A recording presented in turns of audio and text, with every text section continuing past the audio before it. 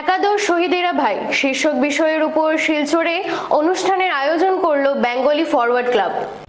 1961-এর বাংলা ভাষা আন্দোলনের 63 বছর পূর্তি উপলক্ষে শনিবার শিলচরের ঐতিহ্যবাহী সংস্থা বেঙ্গলি ফরওয়ার্ড ক্লাবের ব্যবস্থাপনায় ডাকে ওই একাদশ শহীদেরা ভাই শীর্ষক বিষয়ের উপর অম্বিকেশ্বর শিব মন্দিরে এক মনোজ্ঞ অনুষ্ঠানের আয়োজন করা হয়।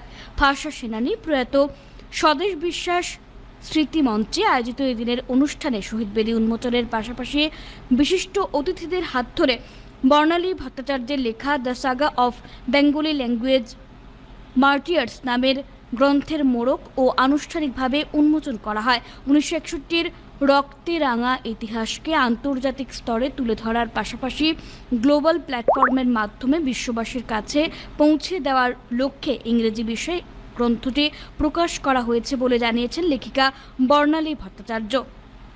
গ্রন্থের তাৎপর্য ও প্রাসঙ্গিকতা তুলে ধরে আগামীতে হিন্দি সহ অন্যান্য ভাষায় গ্রন্থটি প্রকাশিত করার পরিকল্পনা রয়েছে বলে এদিন জানিয়েছেন তিনি। এদিকে 19শে মে ভাষা দিবস উপলক্ষে রবিবার ক্লাবের সদস্যরা মিছিল করে শ্মশানের ভাষা শহীদ স্মৃতি স্মারকে শ্রদ্ধা নিবেদন করার পাশাপাশি সারাদিনব্যাপী বিভিন্ন অনুষ্ঠানমালার আয়োজন করা হবে বলে জানিয়েছেন ক্লাবের সাধারণ সম্পাদক বিশ্বজিৎ দেব।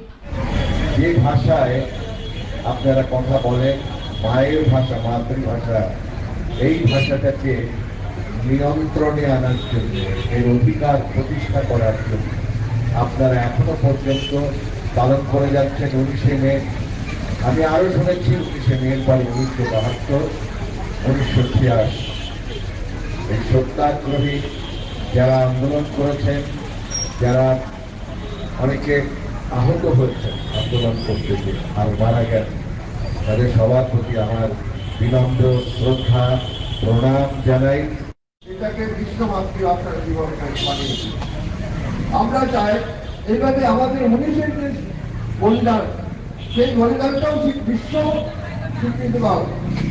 সমস্ত বিশ্ব জানো যে বড় উপত্যকায় মাতৃভাষার জন্য প্রাণ দিয়েছে, ভারতবর্ষের প্রথম প্রাণ দিয়েছে। কি করে জানবে?